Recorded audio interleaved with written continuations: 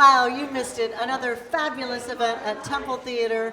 The incomparable Mary D. Williams blew the roof off the place. And of course, Greg Gelb and the Heart of Carolina Jazz Orchestra always puts on a fabulous show. Thank you to everyone who came out to share this wonderful event of gospel meets jazz. And a special thank you to CCCC and Bianca Stumpf for providing us with all of this entertainment this evening. And now, ladies and gentlemen, welcome Mr. Jimmy Randolph. Thank you, Peggy. What an amazing experience, the blending of gospel and jazz. We had such an amazing evening. Thank you so much to CCCC, Lee County Arts Council, and all those here at the Temple who made this happen tonight. Could not have been a more uplifting experience than we got tonight from the performers, and thank you so much for putting this together for us.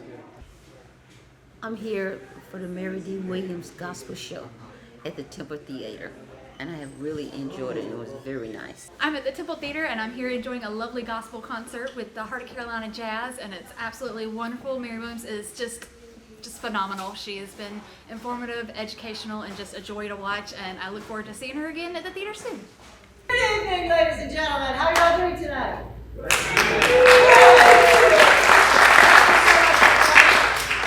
My name is Peggy Tapwood. I'm the artistic director here. I just want to let you know that this is your first of two opportunities to see Greg Gelb and the Heart of Carolina Jazz Orchestra.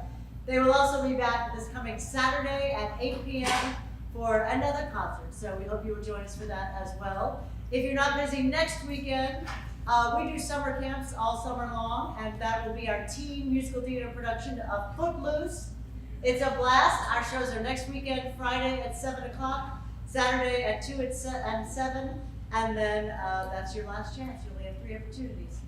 The weeks following that, we still have Hamlet left, which is our fabulous Shakespeare Conservatory. We get kids from all over the state who come and participate in that. And then we are ending our summer season with The Wizard of Oz. So if you want to come and support our young people, there's still a lot of opportunities to do so. And speaking of changing people's lives, I have with me the fabulous Bianca Stumpf. I want to thank CCCC for sponsoring this event tonight for us. And I would like to turn it over to Bianca. So let's get it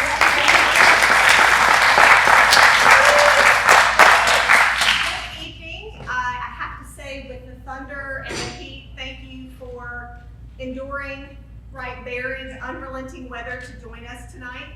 As Peggy said, my name is Bianca Stumpf.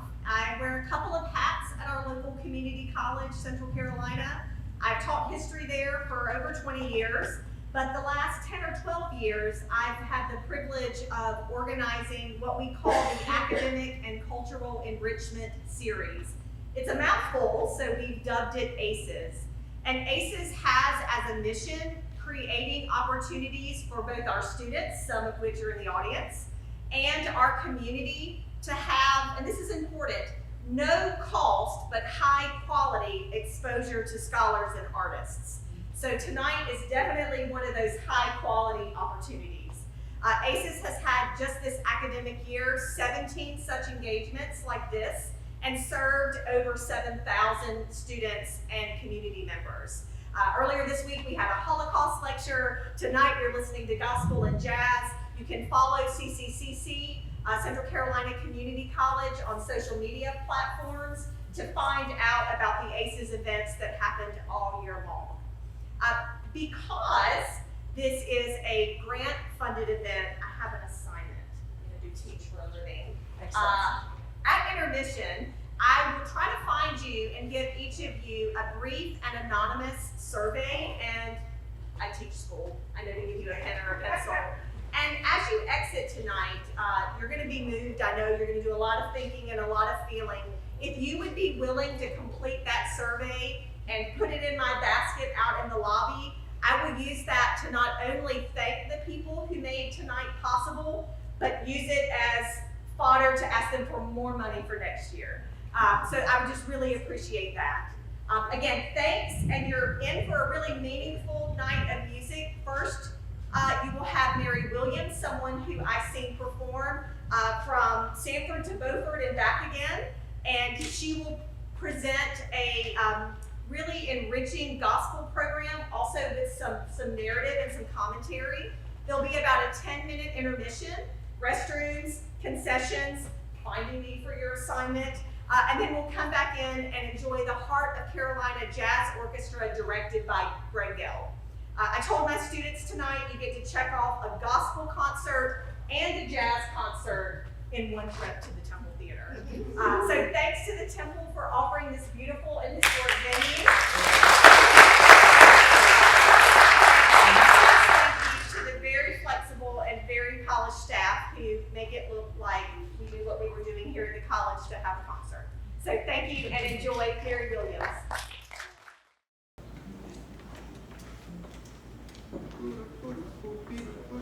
One, two, 1, 2, 3.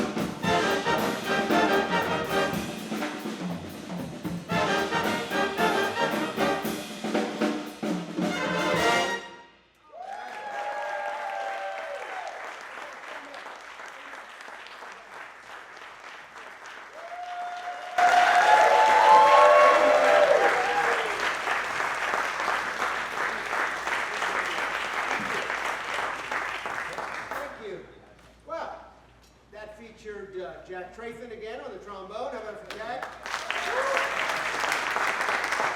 You heard some more from Elijah Smith.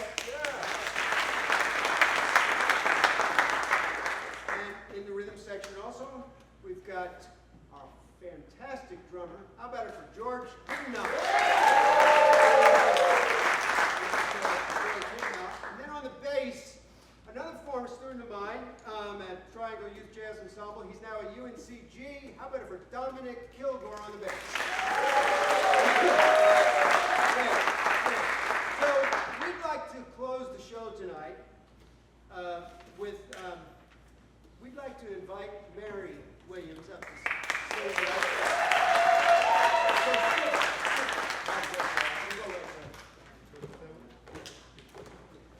All right. Okay, we're going to talk about song with it? Yes, absolutely. All right, so Go Tell It on the Mountain is, it originates as a Christmas carol, actually, and it is to proclaim something that's important, a message of joy, a message of salvation to everyone, everywhere. But it also is a proclamation of urgency, something that's important that needs to be shared, good news. Now, tonight, this culmination, so you all kind of bear with me, because I'm like, they are like, gotta give them another hand, they're like trees. You just need to add on.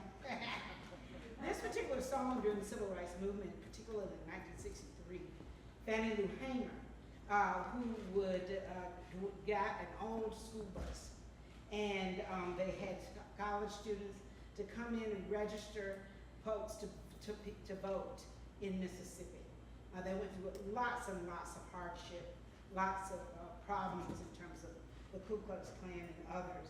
But she took this particular song and she used it as a proclamation as she began to talk about, again, using Old Testament scripture. She talked about Paul and Silas, but she also talked about the fact of letting our people go.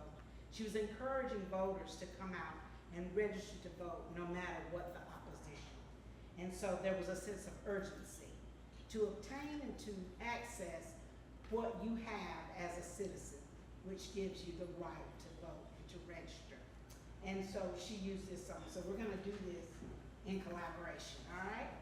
Y'all okay with that?